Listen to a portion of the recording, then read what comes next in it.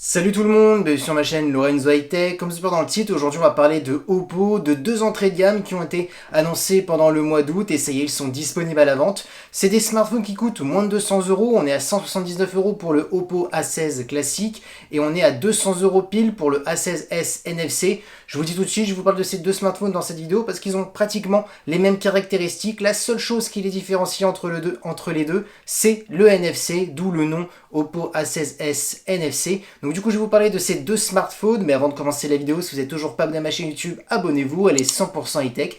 N'oubliez pas d'activer la petite cloche de notification pour être notifié lorsque je publie une vidéo. Ou sinon, ma page Instagram Lorenzo High Tech, j'en sont des informations, des promotions, tout ça en story. Et maintenant, c'est parti. Du coup, commençons par le design. Franchement, il n'y a rien à dire hein, pour le prix. Les deux smartphones sont très jolis, sont plutôt bien travaillés. Parlons maintenant directement des caractéristiques. On a deux diagonales de 6,52 pouces. Comme définition, on est sur de l'HD+.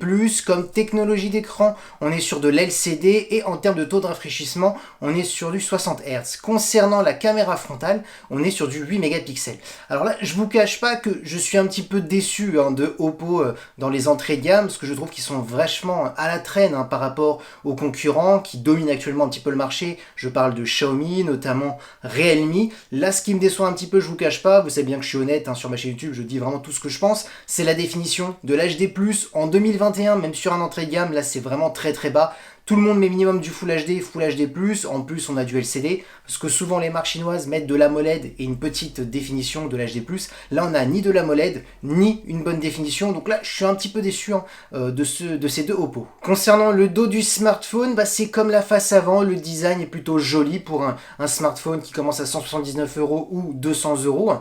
Maintenant parlons des capteurs photo, parce que là aussi il y a des petits soucis hein, pour ma part. Alors on a un capteur de 13 mégapixels, il n'y a rien à dire, ça c'est parfait. C'est celui-ci qu'on va le plus utiliser. En entrée de gamme, on sait très bien que c'est compliqué d'avoir une superbe qualité, c'est tout à fait normal pour les zones de prix.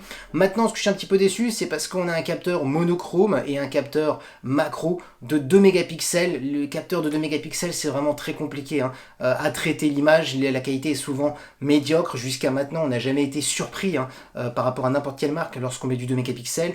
Donc là, on voit que Oppo a vraiment voulu juste mettre voilà, plusieurs capteurs pour dire qu'il y a plusieurs capteurs, mais en vérité, le seul capteur qu'on va vraiment utiliser, c'est le capteur principal hein, de 13 mégapixels. Donc, je vous cache pas, on n'est pas sur le meilleur photophone hein, entrée de gamme. Et concernant la vidéo, on filme jusqu'à du Full HD en 30 images par seconde. Parlons maintenant de performance. Alors on a 4 Go de RAM accompagné d'un processeur Mediatek, le Mediatek G35. Donc pour les gens qui ne connaissent pas ce processeur, c'est un petit processeur entrée de gamme. Donc voilà, il n'y a rien à dire en termes de performance, c'est correct, même si ça reste toujours en dessous hein, face à la concurrence comme Xiaomi, Realme et j'en passe. On aura ensuite 64 Go en interne. Comme batterie, ça par contre c'est un bon point. On est sur du 5000 mAh.